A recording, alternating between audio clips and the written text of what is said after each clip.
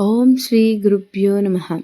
దక్షిణామూర్తి శివుడి యొక్క జ్ఞానస్వరూపం దక్షిణామూర్తి. అందుకే జ్ఞానాన్ని కోరుకునేవారు దక్షిణామూర్తిని ఆరాధన చేస్తారు. వారంలో 5వ రోజైన గురువారం బృహస్పతి వారం అంటారు. ఈ రోజున విద్యా ప్రయత్నాలకు కానీ మంచి పని ఆరంభించాలంటే గురువారం మంచిది అని చెబుతారు.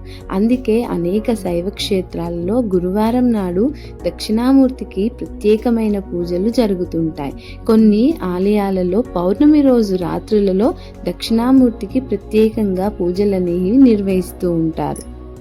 దక్షిణామూర్తి జగద్గురుమూర్తి కనుక స్వామి ఆరాధన సకల విద్యలను ప్రసాదిస్తుంది. ఐహికంగా బుద్ధిని శక్తిని వృద్ధి చేసి విద్యలను అనుగ్రహిస్తారు దక్షిణామూర్తి. పరమార్థకంగా తత్వజ్ఞాన స్వరూపం ఈ దక్షిణామూర్తి. శ్రీరాముడికి గురువు అయిన వశిష్ఠుడు కూడా తపస్సుతో దక్షిణామూర్తిని ప్రత్యక్షం చేసుకొని బ్రహ్మ విద్యలను సంపాదించాడు. వశిష్ఠునకు దక్షిణామూర్తి సాక్షాత్కారం జరిగిన క్షేత్రం శ్రీకాళహస్తి. అందుకే ఇప్పటికీ ఈ ఆలయంలో ప్రవేశించగానే మొదటిగా మనము దక్షిణామూర్తి విగ్రహాన్ని చూస్తాం. దక్షిణామూర్తి విగ్రహాన్ని మనం పరిశీలించినట్టయితే చెవికి మకర కుండలాన్ని, ఎడమ చెవికి తాటంకాన్ని ధరించి ఉంటారు. మకర కుండలం పురుషుల శ్రవణాలంకారం అయితే తాటంకం స్త్రీల అలంకారం.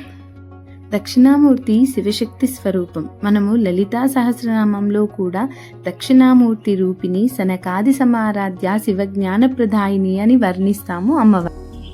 దక్షిణామూర్తి అనేది అన్ని రకాల జ్ఞానం గురువు. ఈ రూపం శివుడి యోగా, సంగీతం, జ్ఞానానికి గురువుగా సూచిస్తుంది. మౌనం వ్యాఖ్య ప్రకటిత పరబ్రహ్మతత్వం. ఆయన మౌనంగా ముద్రలో పరబ్రహ్మతత్వాన్ని బోధిస్తున్నాడు. శివుడి జ్ఞాన శక్తి అవతారమే ఈ దక్షిణామూర్తి. అందరికీ దక్షిణామూర్తి అనుగ్రహం కలగాలని కోరుకుంటూ ఓం నమః శివాయ. శ్రీమాత్రే నమః.